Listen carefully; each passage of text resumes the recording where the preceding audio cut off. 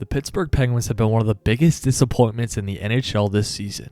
And after re-signing Evgeny Malkin, Chris Letang, and Brian Rust in 2022, and then signing Tristan Jarry to a 5-year deal over the offseason, and even going out to acquire superstar defenseman Erik Karlsson from San Jose, things haven't worked out quite like everyone had hoped over the past few years in Pittsburgh.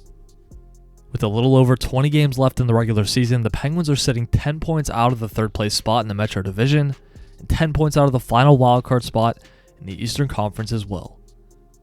According to Money Puck, as of today, the Pens currently have just an 18.2% chance to make the playoffs, and if you've watched them play any of their last few games, you'd likely think this team belongs nowhere near the postseason this year.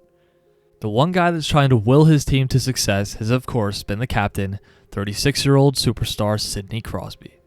Crosby is leading the team in goals and points and is doing everything he can to try and keep this team together, even though there's been quite a bit of inconsistency throughout the year. Sid has been playing at a level that we've probably never quite seen from a 36-year-old player, and he deserves better from the rest of his teammates with the kind of season he's putting together. As a Penguins fan myself, I've seen just about every game this season, and the underperforming really boils down to four main things. The first has really been a lack of depth scoring. When you're getting the vast majority of your goals from one line, it can become pretty difficult to win games in the NHL. The second major flaw has been the insane amount of blown leads the Penguins have had this year, especially late in games. The game in Calgary this weekend was a prime example, but there have been too many others throughout the season. Third is probably the most talked about one throughout the season, which is the terrible power play. And finally, there have also just been too many underperforming players. Sidney Crosby's top line is always one of the best in the league, and before Jake Guentzel got hurt, he was extremely effective on it as usual. Brian Rust is another guy who was producing well on that line before he got hurt recently. Although Malkin should get close to 60 points, it's a pretty significant drop-off from the past two seasons where he was putting up a point per game. But at 37 years old, you really can't complain too much about his production. The two biggest culprits in this department have been Riley Smith and Rickard Rakell.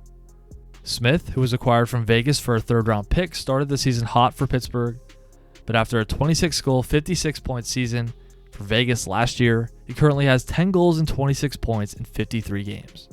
Rakell had one of his best seasons in 2022-23, scoring 28 goals and 60 points, and this year he currently has just 8 goals and 26 points in 47 games. Both of these guys are also making $5 million a year. Lars Eller and Drew O'Connor are chipping in here and there, but the all-around depth scoring just hasn't been enough so far this season. The Pens have also been making a habit of giving up leads and in turn giving up points far too late in games this year. Just in the last few months, they have quite a few examples. They were up 3-1 with 10 minutes left in the third against Calgary, lost 4-3 in regulation. On Yager night, they were up 1-0 going into the third against the Kings and lost 2-1 in regulation. In mid-January, they were up 2-0 going into the third against Vegas and would lose 3-2 in regulation. These are just some of the most blatant examples. There have been others throughout the season too, but it's just not something a team can do over and over again and expect to make the playoffs. It's been well documented how bad the Penguins' power play has been this year, and although it's gotten a little better over the last few weeks, it's still clicking at just 14.6%, which is 29th in the league.